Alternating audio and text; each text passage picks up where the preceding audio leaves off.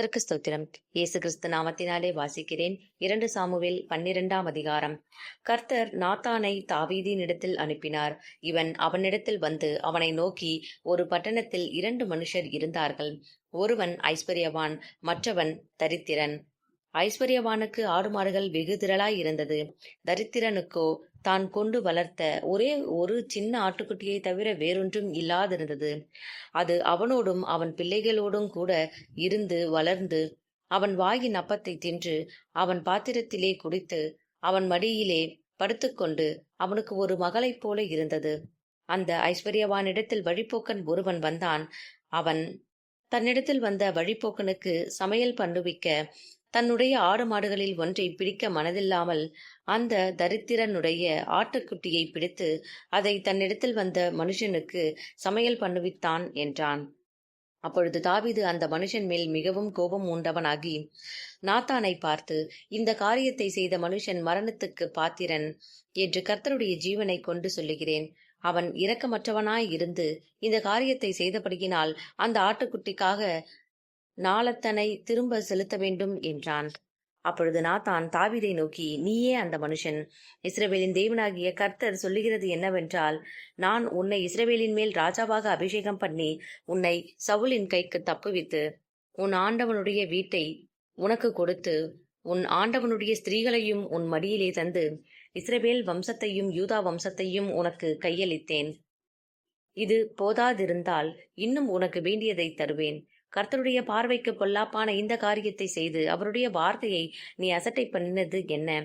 ஏத்தியனாகிய உரியாவை நீ பட்டயத்தால் மடிவித்து அவன் மனைவியை உனக்கு மனைவியாக எடுத்துக்கொண்டு அவனை அம்மோன் புத்திரரின் பட்டயத்தாலே கொன்று போட்டாய். இப்போதும் நீ என்னை அசட்டை பண்ணி ஏத்தியனாகிய உரியாவின் மனைவியை உனக்கு மனைவியாக எடுத்துக்கொண்டபடியினால் பட்டயம் என்றென்றைக்கும் உன் வீட்டை விட்டு விலகாதிருக்கும். கர்த்தர் சொல்லுகிறது என்னவென்றால், இதோ நான் உன் வீட்டிலே பொல்லாப்பை உன்மேல் எழும்ப பண்ணி உன் கண்கள் பார்க்க உன் ஸ்திரீகளை எடுத்து உனக்கு அடுத்தவனுக்கு கொடுப்பேன். அவன் இந்த சூரியனுடைய வெளிச்சத்திலே உன் ஸ்திரீகளுடைய சயனிப்பான். நீ ஒளிப்பிடத்தில் அதை செய்தாய். நானோ இந்த காரியத்தை இஸ்ரவேலர் எல்லாருக்கு முன்பாகவும் சூரியனுக்கு முன்பாகவும் செய்விப்பேன் என்றார் என்று சொன்னான். அப்பொழுது தாவீது நாத்தானிடத்தில், நான் கர்த்தருக்கு விரோதமாய் பாவம் செய்தேன் என்றான். நாத்தான் தாவீதை நோக்கி, நீ சாகாதபடிக்கு கர்த்தர் உன் பாவம் நீங்கச் செய்தார். ஆனாலும் இந்த காரியத்தினாலே கர்த்தருடைய சத்துருக்கள் தூஷிக்க நீ காரணமாய் இருந்தபடியினால் உனக்கு பிறந்த பிள்ளை நிச்சயமாய் சாகும் என்று சொல்லி நாத்தான் தன் வீட்டுக்கு போய்விட்டான். அப்பொழுது கர்த்தர் உரியாவின் மனைவி தாவீதுக்கு பெற்ற ஆண் பிள்ளையை அடித்தார்.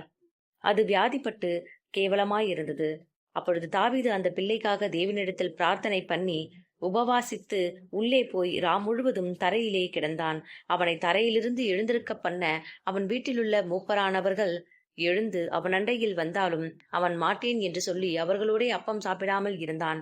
7ஆம் நாளில் பிள்ளை செத்துப்போயிற்று. பிள்ளை செத்துப்போயிற்று என்று தாவீதின் ஊழியக்காரர் அவனுக்கு அறிவிக்க ஐயப்பட்டார்கள். பிள்ளை உயிரோடு இருக்கையில் நாம் அவரோடே பேசுகிற போது அவர் நம்முடைய சொல் கேட்கவில்லை. பிள்ளை செத்து போயிற்று என்று அவரோடே எப்படி சொல்வோம்? அதிகமாக வியாகுலப்படுவாரே என்று பேசிக்கொண்டார்கள்.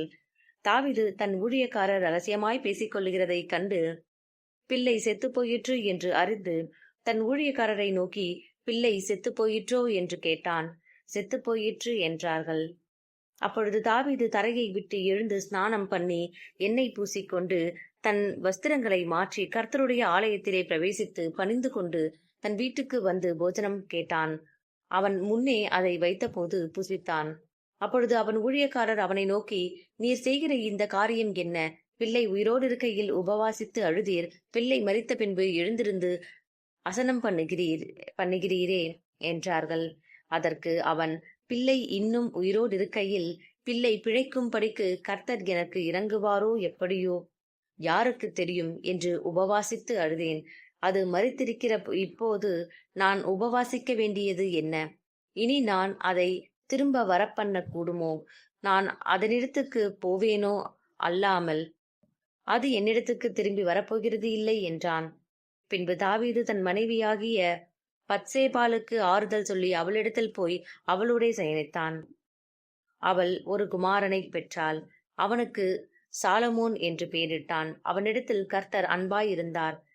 அவர் தீர்க்கதரிசியாகிய நாத்தானை அனுப்ப அவன் கர்த்தரின் நிமித்தம் அவனுக்கு எதிதியா என்று பெயரிட்டான்.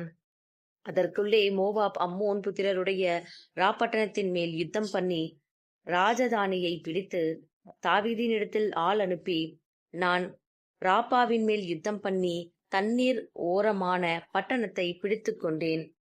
நான் பட்டணத்தை பிடிக்கிறதினால் என் பேர் வழங்காதபடிக்கு நீர் மற்ற ஜனங்களை கூட்டிக் கொண்டு வந்து பட்டணத்தை முற்றுகை போட்டு பிடிக்க வேண்டும் என்று சொல்லச் சொன்னான்.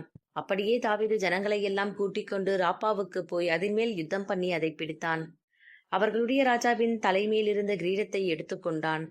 அது ஒரு தாலந்து நிறை பொன்னும் இரத்தினங்கள் பதித்ததுமாய் இருந்தது. அது தாவீதினுடைய தலையில் வைக்கப்பட்டது. பட்டணத்தில் இருந்து ஏராளமான கொள்ளையை கொண்டு போனான். பின்பு அதிலிருந்த ஜனங்களை அவன் வெளியே கொண்டு போய் அவர்களை வாள்களுக்கும் இருப்பு பாறைகளுக்கும் இருப்பு கோடரிகளுக்கும் உட்படுத்தி அவர்களை செங்கர் சூளையையும் கடக்க பண்ணினான். இப்படி அம்மோன் புத்திரரின் பட்டணங்களுக்கெல்லாம் செய்து தாவீது எல்லா ஜனத்தோடும் கூட எருசலேமுக்கு திரும்பினான். ஆமேன்.